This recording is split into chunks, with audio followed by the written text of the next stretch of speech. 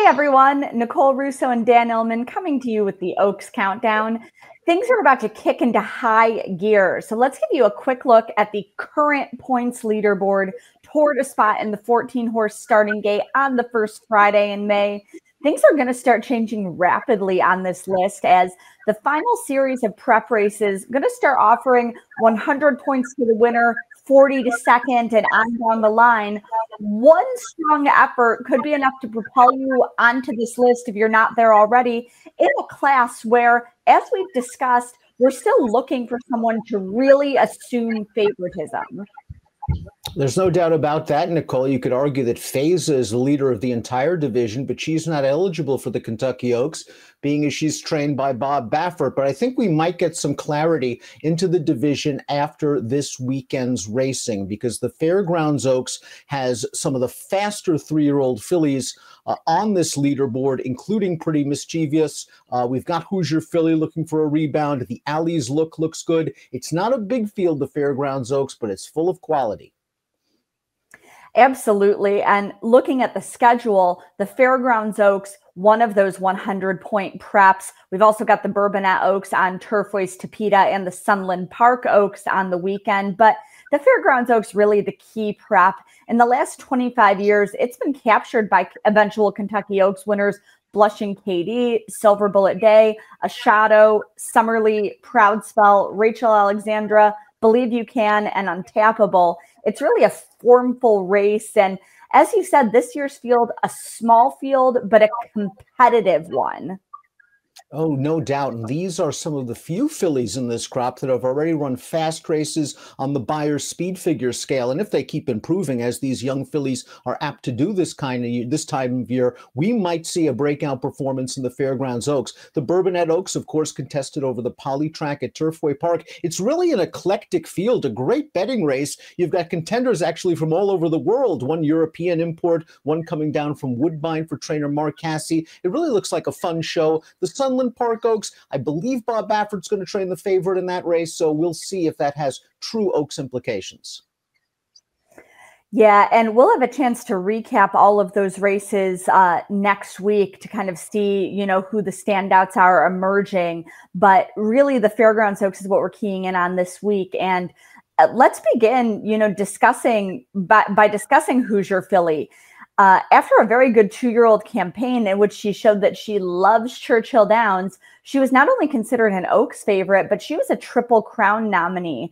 She was third with maybe a not ideal trip in the Rachel Alexandra in her 3-year-old debut at the Fairgrounds. And now she's in a position that we're seeing from a number of last year's top 2-year-olds, including champion Wonder Wheel, where they certainly deserve a mulligan for their 3-year-old debuts. They maybe needed a race, but the big question is, will they take a step forward in this last prep, which is still a prep where you want to leave something in the tank for the Kentucky Oaks, or did others catch up to them developmentally over the winter?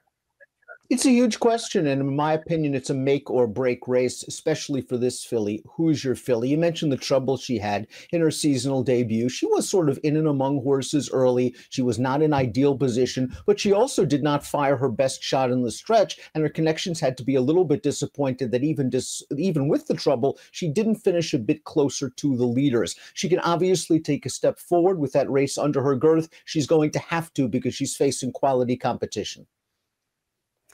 Yeah, and the top quality in this field are the 2 fillies who have shown they love Fairgrounds, Pretty Mischievous and the Alley's Look.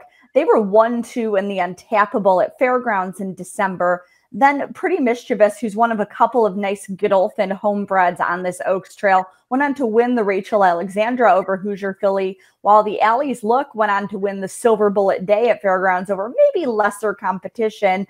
They're matching up again here, and I think that matchup, plus the addition of Hoosier Filly, plus a couple of fillies who, as we said, with the point values, could jump right into the Oaks mix with a good effort, I think that makes this a very interesting race. It's a fascinating race, and we might get the leader of the division out of this race. Pretty Mischievous and the Alley's Look very evenly matched. You mentioned their affinity for the fairground surface. Distance is not an issue for them, and they seem tactical enough to work out their own trips. You might want to keep an eye on the number 1 South Lawn on Saturday. She's coming into this race off a very solid Beyer speed figure victory. Yeah, absolutely. I just because it's a short field and we have these standouts, I don't think anybody in this race is a toss. And sometimes the tactics in a small field like this can be just as interesting as in a larger field.